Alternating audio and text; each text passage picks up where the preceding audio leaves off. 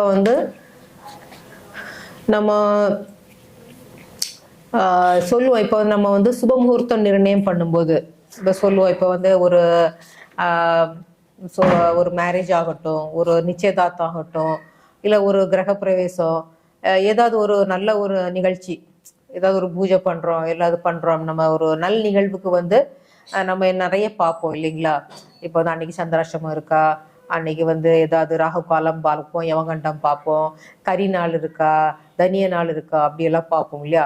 So அந்த வகையில் வந்து இப்போ நம்ம இன்னைக்கு ஐயா வந்து நமக்கு கரி நாள் அது வந்து எவ்வாறு செயல்படும், எப்படி அதை நம்ம வந்து ஃபாலோ பண்ணணும், அடுத்தது தனிய நாள் அதை வந்து நம்ம எப்படி பார்க்கணும், அதை நம்ம ஒரு சுப முகூர்த்தம் பார்க்கும்போது அது எவ்வாறு செயல்படும் அப்படிங்கிறத நம்ம விரிவாக நம்ம நேர்களுக்கு வந்து எக்ஸ்பிளைன் பண்ணுவார். ஏன்னா நிறைய நேர்களுக்கு இந்த டீட்டெயில் வந்து தெரியாது.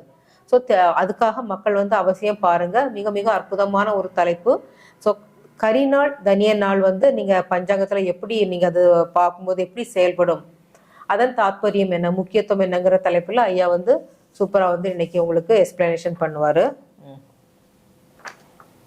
ஓகே நேர்களே, நம்ம வந்து எந்த ஒரு நாள் சுப நாளாக தேர்ந்தெடுத்தாலும் ஃபஸ்ட்டு வந்து ஒரு ஜோதிடர் வந்து எதை பார்ப்பார் அப்படின்னா பஞ்சாங்கத்தை எடுப்பார். அந்த பஞ்சாங்கத்தில் வந்து இன்றைக்கி தனிய நாளா கரிநாளா, இந்த நாள் வந்து வேண்டாம் அப்படின்னு சொல்லிட்டு முடிவு பண்ணிடுவார். இது நல்ல விஷயமா அப்படின்னா கண்டிப்பாக நல்ல விஷயம்தான். கண்டிப்பாக வந்து ஒவ்வொருத்தருமே வந்து ஃபாலோ பண்ணக்கூடிய ஒரு விஷயம். இது தனி நாளாக இருந்தாலும் கரிநாளாக இருந்தாலும் எந்த ஒரு சுப நிகழ்வும் வந்து கண்டிப்பாக வந்து பண்ணக்கூடாது. ஏன் சார் பண்ணக்கூடாது, அதுக்கு முன்னாடி காரணங்கள் என்ன அப்படிங்கிறத பற்றி நம்ம இப்போ வந்து தெரிஞ்சுக்கணும். சப்போஸ் அதில் நம்ம ஏதாவது பண்ணிட்டோம் அப்படின்னா அதுக்கு முன்னாடி பரிகாரங்கள் எதாவது இருக்கா அப்படிங்கிறத பற்றி நம்ம வந்து பார்ப்போம் நம்ம. சரிங்களா? இப்போ தனிய நாள் அப்படின்னா என்ன அப்படின்னு கேட்டிங்கன்னா, அந்த தனிய நாள் அப்படிங்கிறது ஒரு பஞ்சாங்கத்தை எடுத்தீங்கன்னா தெரியும்.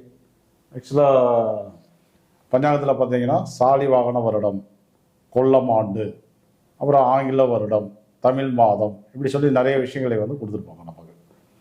இதில் கொல்லம் ஆண்டு அப்படின்ற ஒரு விஷயத்தை கொண்டு வந்த பின்னாலே தான் வந்து பார்த்தீங்கன்னா இந்த தனிய நாள் அப்படிங்கிற ஒரு விஷயமே வந்து வந்தது.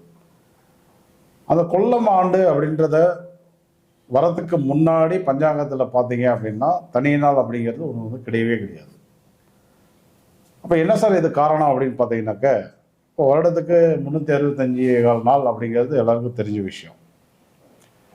இந்த வருடத்துக்கு 365 நாளில் ஏற்படக்கூடிய ஒவ்வொரு நாளும் வரக்கூடிய திதி, நாமயோகம், கரணம், முடக்கு, சண்டை, நட்சத்திரம், இதுக்குள்ள கால்குலேஷன் இருக்கு இல்லையா?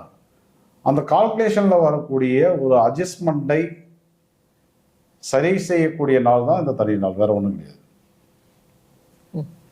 ஒவ்வொரு நாளும் வரக்கூடிய திதி, நாமயோகம் இருக்குது, கரணம் இருக்குது, அன்றைய நட்சத்திரம் இருக்குது.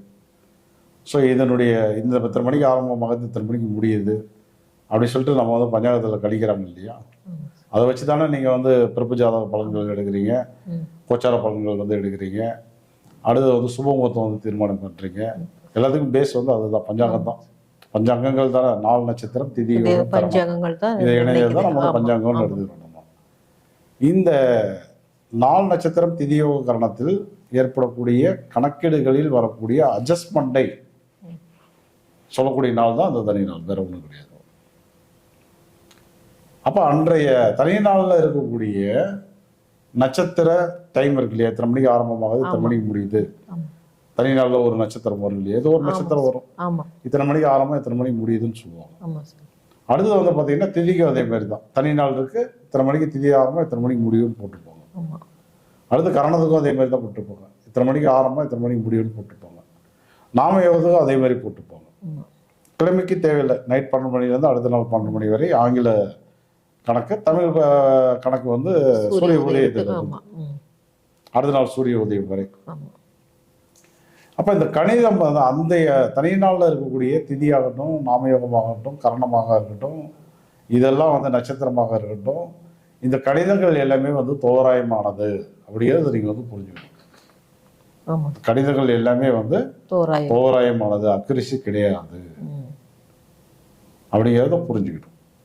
அப்போ தோராயமான திதியை வைத்துக்கொண்டு, திதி உதயம், திதி அஸ்தமனம், நட்சத்திர அஸ்தமனம் உதயம், நாமயோகத்தினுடைய அஸ்தமனம் உதயம், கரணத்தினுடைய அஸ்தமனம் உதயம். கிழமைக்கு ஒன்றும் பிரச்சனை இல்லை. சூரிய உதயம் சூரியாஸ்தமனம் அது வந்து கன்ஃபியூஸ் சூரிய உதயம் விட்டு சூரிய உதயம் வந்து கன்ஃபியூஸ் வராது. ஆமா.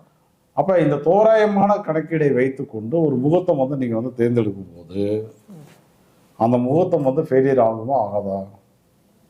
ஃபெயிலியர். கண்டிப்பா ஃபெயிலியர். ஆமா. கண்டிப்பா வந்து தோல்வியில் தான் வந்து முடியும். அதனாலதான் நம்ம என்ன பண்றோம் அப்படின்னா தனிய நாளை சுப முகூர்த்தங்களுக்கு பயன்படுத்துவது கிடையாது. அதான் அதுல அந்த அதனுடைய தாற்பயம் ரகசியம் வந்து அதுதான். ஓகேங்களா? ரைட். இப்போ அடுத்தது வந்து என்னன்னாக்க கரிநாள். கரிநாள்னா என்ன சார், எல்லாம் கறி சாப்பிட வேண்டிய நாளா அப்படின்னு கேட்டுறாதீங்க. கரிநாள் அப்படின்னா என்னன்னு கேட்டீங்கன்னா சூரியனுடைய கதிர்வீச்சுக்களை கணக்கிடும் போது அந்த கரிநாளில் மட்டும் பார்த்தீங்க அப்படின்னா சூரியனுடைய கதிர்வீச்சு வந்து ஓவரால் அதிகப்படியாக தாக்கம், அதனுடைய தாக்கம் வந்து அதிகமாகும். ஸோ அன்றைய நாளில் சூரியன் வந்து நமக்கு வந்து கரணநாதனா ஒரு யோகியா யோகா ஸ்டார்ல நின்று அந்த மாதிரிலாம் பாசிட்டிவா வந்துட்டா பிரச்சனை இல்லை. ஸோ பாமர மக்களுக்கு என்ன தெரியும், இப்போ நம்ம ஜோசியத்தில் ஓரளவுக்கு தெளிவாக இருக்கனால இன்னைக்கு வந்து சூரியன் நல்லா இருக்காரா இல்லையா அப்படிங்கிறத நம்ம வந்து பார்த்துட்டு இந்த கரிநாளை வந்து யூஸ் பண்ணிக்கலாம் வேணாம் அப்படின்னு நம்ம முடிவு பண்ணலாம். ஆனால் அவங்களுக்கு தெரியாது. அப்போ வந்து சூரியனுடைய கதிர்வீச்சுகளுடைய தாக்கம் வந்து அதிகமாக இருக்கனால அன்றைய நாளில் நிச்சயமாக நம்ம வந்து எந்த ஒரு சூழ்நிலைகளும் பண்ணக்கூடாது அப்படிங்கிறது தான் அதனுடைய நோக்கம். அதில் இருக்கக்கூடிய ரகசியங்கள் அப்படிங்கிறத புரிஞ்சுக்கணும். ஸோ பொதுவாகவே வந்து அனைத்து தோஷத்தையும் நிவர்த்தி செய்யக்கூடியவர் வந்து சிவபெருமான் இல்லையா? சிவபெருமான் தான் வந்து அனைத்து தோஷத்தையும் வந்து நிவர்த்தி பண்ணுவார். பெருமாள் அப்படின்னா உங்களுக்கு வந்து அலங்கார பிரியர் அப்படிங்கிறது நீங்கள் வந்து டக்குன்னு வந்து உங்களுக்கு ஞாபகத்துக்கு வந்துடணும். பெருமாள் நீங்கள் கோவில் போனீங்கன்னாவே அவருக்கு வந்து அலங்கார விஷயங்களை வாங்கி கொடுத்தீங்க அப்படின்னா ரொம்ப ரொம்ப ரொம்ப சந்தோஷப்படுவாங்க. இப்போ நம்ம பரிகார கோவில்கள் சொல்லும் போதே எல்லாமே முக்கால்வாசி மோஸ்ட் ஆஃப் த கோயில் வந்து சிவன் டெம்பிளா தான் இருக்கும். ஏன்னா சிவன் ஒருத்தர் தான் நிறைய இடங்கள்ல வந்து தோஷ நிவர்த்தி வந்து கொடுத்துருப்பாரு. ஒரு சில இடங்கள்ல ரொம்ப நேரம் வந்து பெருமாள் கோவில்கள்லையும் அது வந்து நடந்துருக்கும். பெருமாள் அப்படின்னாவே நீங்கள் தோஷ நிவர்த்திக்கு போகும்போது அவருக்கு வந்து அலங்கார பிரியர். அவருக்கு வந்து அவரை வந்து அலங்காரம் பண்ணுறதுக்கு என்னென்ன பிடிக்குமோ அதெல்லாம் வாங்கி போனீங்க அப்படின்னு ரொம்ப சந்தோஷப்படுவார். அதே சக்தி அப்படின்னா மந்திர பிரியர். சக்தி வழிபாட்டில் பார்த்தீங்கன்னா அதிகம் வந்து எந்திரங்கள் மந்திரங்கள் காயத்ரி மந்திரம் சொல்லுவாங்க. ஆமா ஆமா யாகங்கள் இதுதான் வந்து அதிகமா வந்து இடம்பெறும். எந்திரங்கள் ஆமா ஸ்ரீ சக்கர எந்திரம் இதெல்லாம் நம்ம ஆமா ஆமா. சிவனை பொறுத்த வரையும் இது ரெண்டையும் வந்து அதிகம் வந்து விரும்ப மாட்டாங்க. நீங்க சரணாகதியோட போனீங்கன்னாவே போதும். சரணாகதியோட போனீங்கன்னாவே குறிப்பா வந்து அவருக்கு வந்து என்னன்னா அபிஷேக பிரியர். அபிஷேகம் பண்ணணும். ஏதோ ஒரு அபிஷேக பிரியர். ஆமா, இளநீ அபிஷேகம், எண்ணெய் அபிஷேகம், அடுத்து வந்து பால் அபிஷேகம். நம்ம பிரதோஷத்துல வந்து அபிஷேகம் தான் முக்கிய பங்கு வகிக்கும். ஆமா, சிவனுக்கு பொறுத்த வரையும் என்னன்னா அபிஷேகம் வந்து அதாவது என்னன்னா அவர் உக்கிரமா இருக்கிறார், அவர் வந்து சூடா இருக்கிறார், கோபமா இருக்கிறார், ரொம்ப கோபமான ஒரு கடவுள் அவர். அவருக்கு பொறுத்தவரையும் நீங்க வந்து என்னன்னா ஏதோ ஒரு விஷயத்தை வந்து அபிஷேகம் பண்ணும்போது அவர் வந்து குளிர்ச்சி அடைவார்.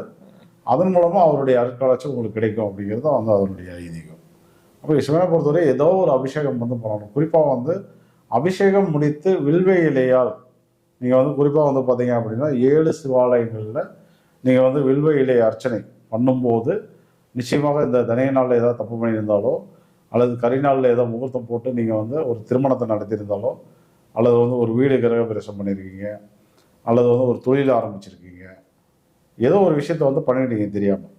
அப்போ 7 ஸ்தலங்களில் சிவனுக்கு வந்து வில்வ இலை அர்ச்சனை பண்ணும்போது அதில் வந்து ஒரு குறிப்பிட்ட ஸ்தலத்தில் மட்டும் நீங்கள் வந்து அபிஷேகம் பண்ணிக்கோங்க. சரிங்களா? அதை பண்ணும்போது நிச்சயமாக அந்த பாதிப்புகள் வந்து சரியாகும். இது நிறைய பேருக்கு ப்ராக்டிக்கலாக கொடுத்து ரிசல்ட் வந்து கிடைச்சிருக்கு. கொடுக்கக்கூடிய விஷயங்கள் எல்லாமே வந்து ஆணித்தரமானது, அதில் எந்த மாற்று கருத்தும் கிடையாது. ஓகேங்களா? இப்போ நம்ம பேசுகிற விஷயங்கள் எல்லாமே பார்த்தீங்கன்னா கவனிச்சிங்கனாக்க எல்லாரும் பேசுறது ஒரு மாதிரி இருக்கும். என்னுடைய லைவ் மட்டும் பார்த்தீங்கன்னா கொஞ்சம் டிஃப்ரெண்டாக போகும்.